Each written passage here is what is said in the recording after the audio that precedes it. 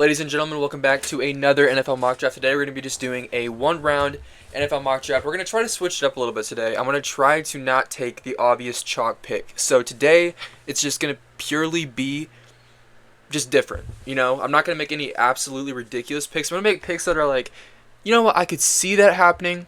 It's not likely, but it could happen, okay? Because I'm just tired of seeing the same thing every single pick, especially the first six. We're going to make some interesting picks. That means some players that usually might go higher might fall down a little bit, like Shedeur might fall down the board a little bit. Who knows? We're going to start off with number 1, Tennessee Titans. We're going to have them not take a quarterback in this draft. Let's say they like the quarterback options in the next year's draft class better. Let's say they take Travis Hunter at 1. I don't think it's likely, but I don't think it's impossible. I think they have need at receiver. I think they really just have Calvin Ridley. I don't think Tyler Boyd's there anymore. I think he signed a 1-year deal last year. I don't know if Nick Westbrook-Ikhine is still there. At corner, they have L'Jarius Sneed, and they might have someone else. I'm not sure. They have Chidobe Awuzie. Anyway, number 2. We usually have them taking a Abdul Carter, but we're going to have them take Cam Ward. He falls right into their laps. I feel like this is a pick. Cam Ward usually isn't here at 2 because he's pretty much a guaranteed number 1 pick. Number 3, New York Giants. They need a lot of stuff. Actually, I really like the Javon Holland pickup. I like the Paulson and Debo pickup. That secondary is looking a little bit nicer. I think you draft Abdul Carter here to replace or just make that defensive line even better. You have Brian Burns and Kayvon Thibodeau off the edge. You got Dexter Lawrence in the interior. Just add depth because you can always never have too much depth on defensive line. Players get hurt all the time. Number 4. I'm gonna have McMillan probably slide down a little bit. I like him as a player, but I really don't see. I don't even think he's the wide receiver 1 in this draft. I think Luther Burden is. Also Matthew Golden.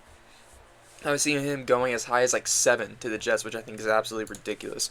Anyway, number 4, Patriots. They need line. They need line more than anything. I think Josh Simmons has the potential to be the greatest tackle out of this draft. I mean, realistically, every player hypothetically does, but I think he has a really good shot at being number 1. But I feel like that's usually who they take in mock drafts. Let's say they shore up their defensive line a little bit more with Mason Graham. That's definitely a need for them. They can definitely shore that up. They picked up Harold Landry, who's more of an edge rusher. They got Milton Williams.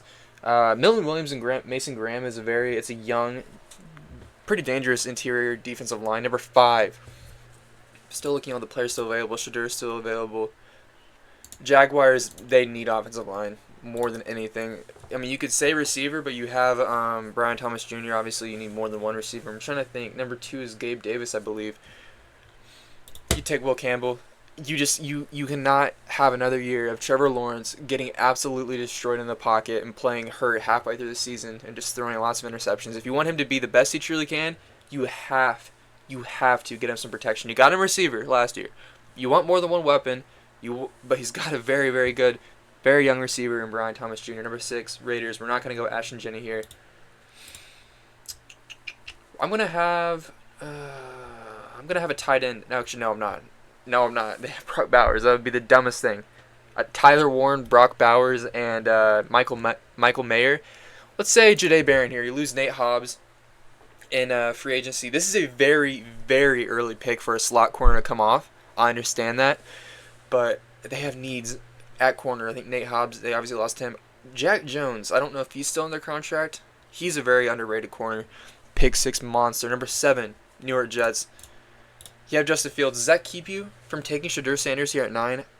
I mean, you're paying him $20 million a year. I think it does. I'm going to take Tyler Warren here. This would be great to help Justin Fields develop. It's kind of crazy that I'm still saying develop when he's going into his, 5th year?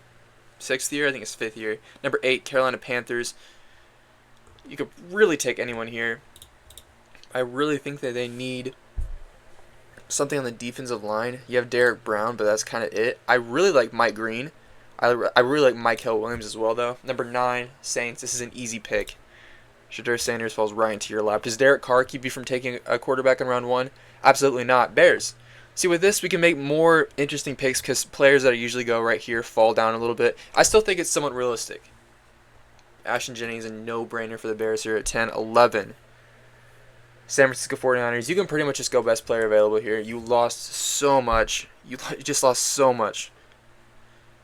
You just lost so much over this offseason. You lost your safety, you lost a corner, you lost some pieces on your offensive line, which I think Armand Membu, I mean, you're probably going to lose another piece within the next 2 to 3 years, and Trent Williams, who's going to retire. Number 12, Dallas Cowboys. There's another team that could really do anything. I like Malachi Starks here, honestly, but I also really like shoring at that defensive line, not defensive line even, just that defense. Jalen Walker to fill in the linebacker position. Number 13, Miami Dolphins. They could really go, if Josh Simmons is here, yeah, this is a no-brainer pick for me. Number 14, usually we go tight end. I think I'm kind of losing the, am I losing the consensus pick where like I take the chalk player? I think I might be. I'm a Colts fan. And if I had to pick, obviously I would love tight end. We have a big need at tight end. But if Jihad Campbell is here, oh my gosh, that just fills the linebacker position. Like, it's an instant.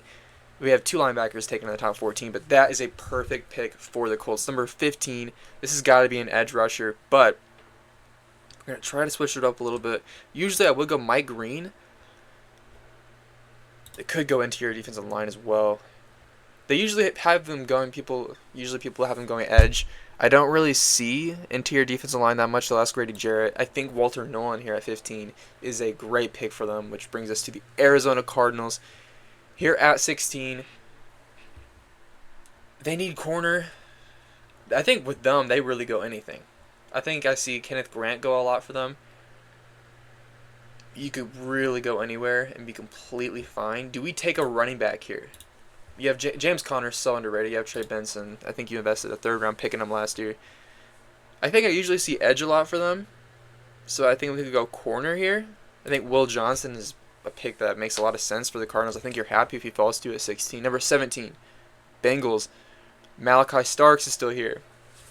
It's going to be defense regardless. I guess you could maybe talk about Omarion Hampton here, but it would be idiotic. Absolutely idiotic at this point not to take defense. And I think Malachi Starks or Mike Green would be a good pick here, but I also think, I mean, you want somebody with the highest potential possible. And I think James Pierce has a lot of potential coming out of Tennessee. Number 18, this is going to, this is, see, center, guard, edge. I'm trying to think. Their interior defensive line, they've got Leonard Williams, I believe, and they also have, what, DeMarcus Lawrence. Is he an edge rusher? I think he is. Your receivers are looking good. You have to get someone to protect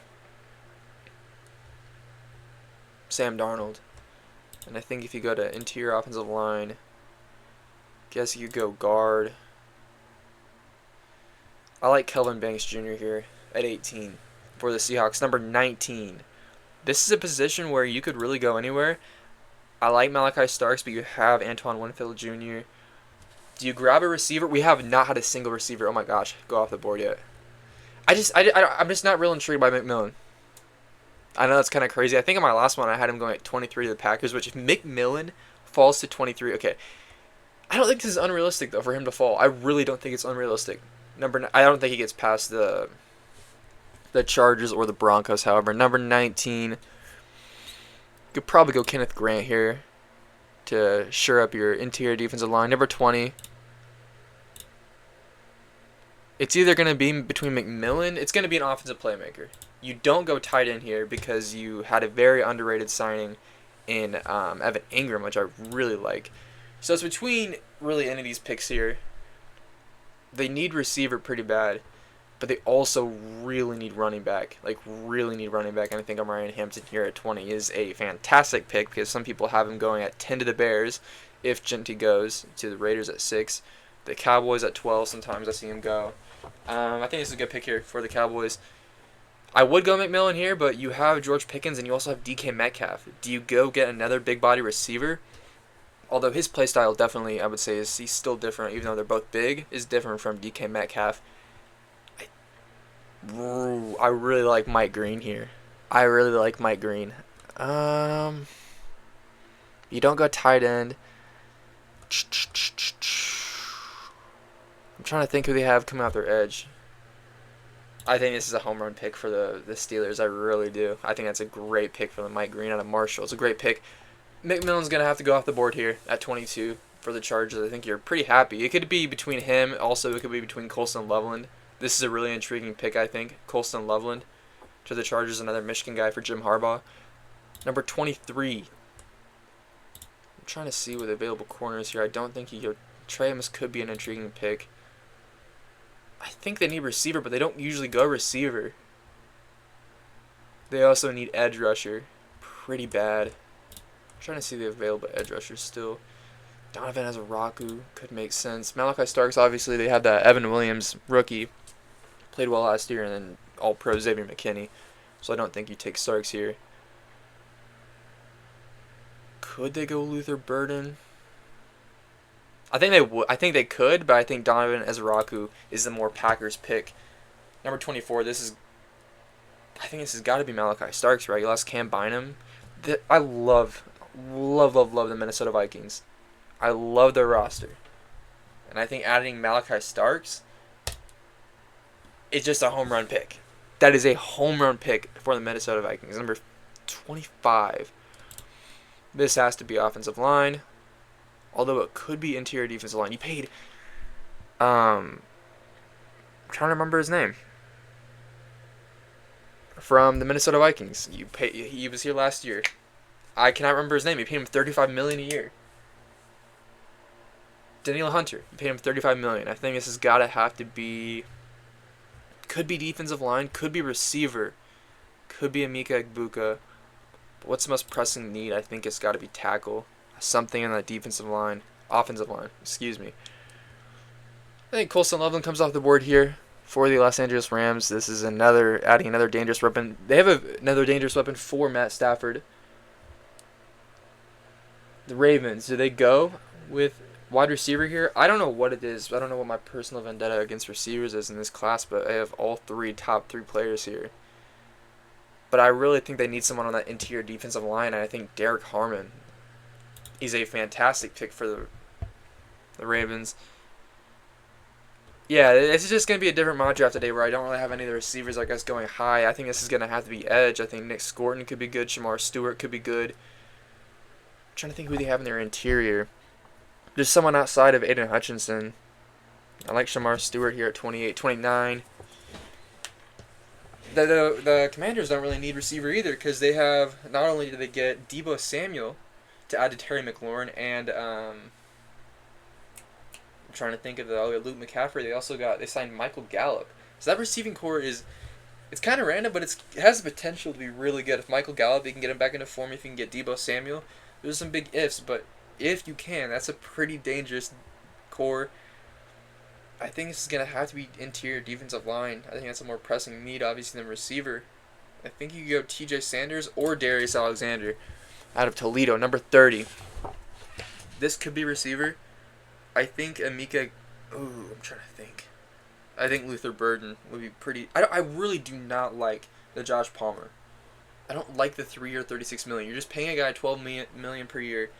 Could he be great? Yeah, but on the Chargers, he was never really anything special.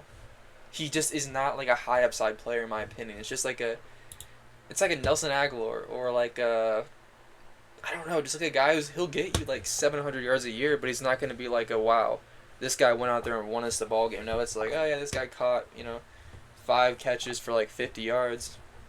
He gets a touchdown every like 4 or 5 weeks. It's just like It's just I don't know. I don't like the Josh Palmer signing at all. Number 31. What is his Chiefs receiving core going to look like next year? I'm trying to think who they signed. They re-signed Marquise Brown. They obviously will have Rashee Rice. Assuming he'll play. Marquise Brown, he'll play if he's not hurt. Xavier Ward, they lost. DeAndre Hopkins, I don't think they take a receiver here. I think you probably go Josh Connerly Jr. That offensive line was awful, and it got worse. Losing Joe Thuney, number 32. This is going to have to be defense, and I think it's probably just the best edge player available, which would be Nick Scorton. And that is going to conclude our first round here today. Emeka Egbuka, as well as Matthew Golden, I believe, not going in round 1. This was a lot of just interesting picks here. Jay Barron at 6 is certainly something. Mason Graham at 4 is something. Anyway, I wanted to be a little bit different today. Hope you guys enjoyed, and I'll see you in the next one. Thanks for watching.